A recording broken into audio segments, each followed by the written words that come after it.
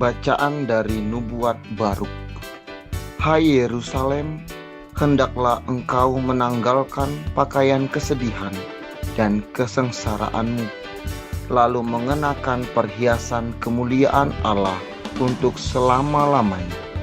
Hendaklah engkau bersulubungkan kampuh kebenaran Allah dan memasang di atas kepalamu tajuk kemuliaan dari yang kekal.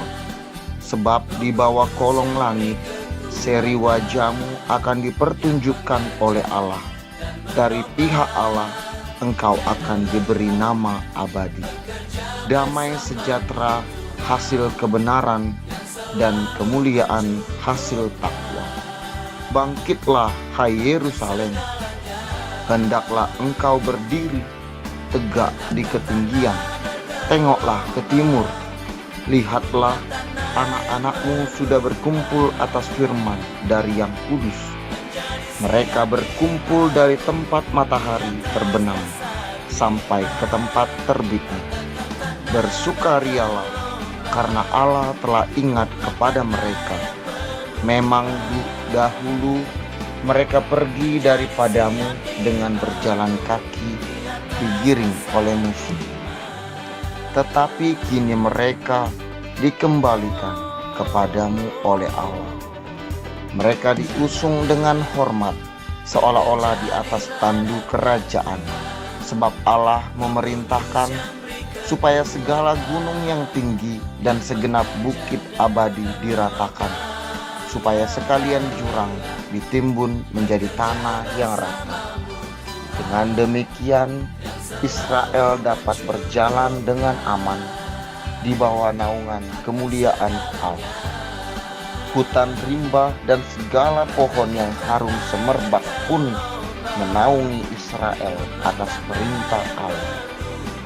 Sebab Israel akan dituntun dengan sukacita oleh Allah, oleh cahaya kemuliaan, dan dengan belas kasihan serta kebenaran.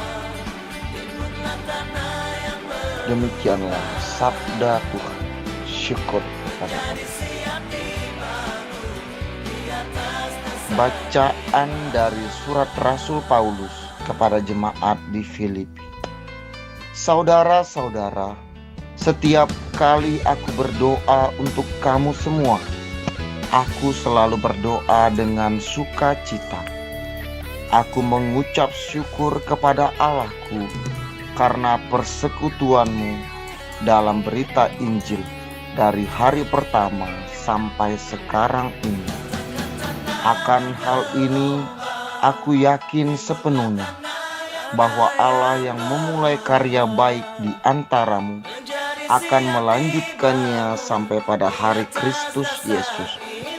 Sebab Allah saksiku betapa dengan kasih mesra Kristus Yesus aku merindukan kamu. Dan inilah doaku, semoga kasihmu semakin melimpah dalam pengetahuan yang benar dan dalam segala macam pengertian. Dengan demikian, kamu dapat memilih apa yang baik, supaya kamu suci dan tak bercacat menjelang hari Kristus. Dan akhirnya, semoga kamu dipenuhi dengan buah kebenaran oleh Yesus Kristus untuk memuliakan dan memuji Allah. Demikianlah sabda Tuhan. Syukur. Semoga Tuhan beserta kita sekarang dan selama-lamanya.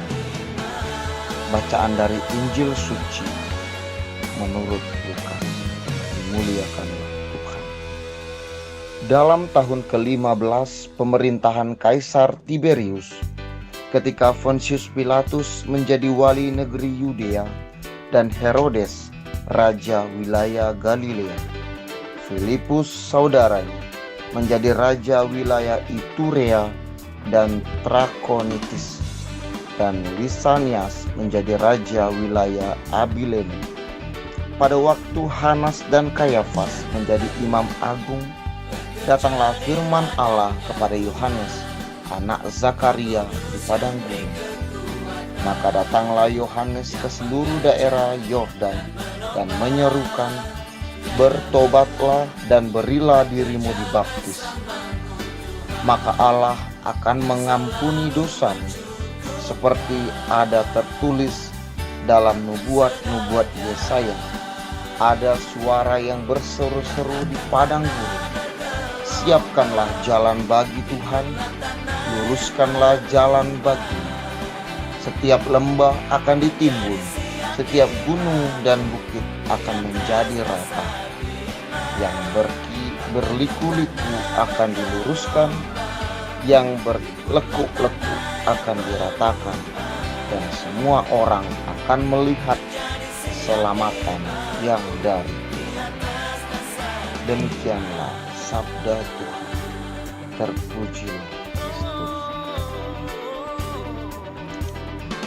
Berjumpa kembali dengan saya dalam renungan harian. Baru saja kita sama-sama mendengar bacaan-bacaan liturgi pada Minggu Advent kedua ini.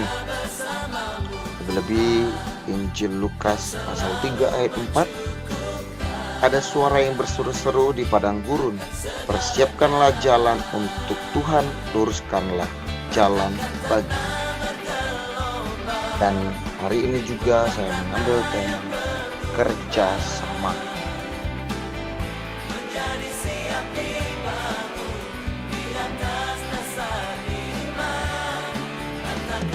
Katakan tanah bergelombang, timbunlah tanah yang berlubang, menjadi siap dibangun di atas dasar iman. Katakan tanah bergelombang, timbunlah tanah yang berlubang, menjadi siap dibangun di atas dasar iman. Sekali lagi sahabat Yesus, selamat hari Minggu Advent kedua. Ya, bagaimana kabarnya? Semoga kita semua selalu sehat dan tetap semangat dalam menjalani hari-hari ke depan. Ngomong-ngomong, yang saya nyanyikan di awal ada kaitannya dengan Injil hari ini. Sebab di dalamnya tertera tugas-tugas Yohanes Pembaptis. Salah satunya menyiapkan jalan terbaik bagi Tuhan Yesus. Pernahkah kita berpikir berat sekali ya tugasnya si Yohanes ini? Atau malah sebaliknya, wajar-wajar saja? Dia kan seorang utusan Allah yang pada saat itu.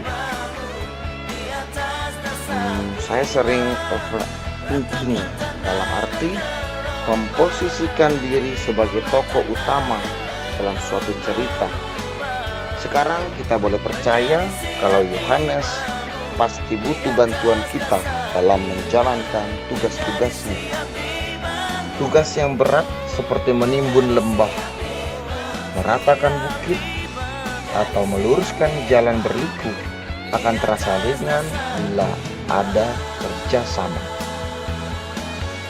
Sekarang pertanyaannya, siapkah kita bergabung bersama Yohanes, bekerja sama dalam mempersiapkan jalan Tuhan Yesus? Semoga Tuhan memberkati kita.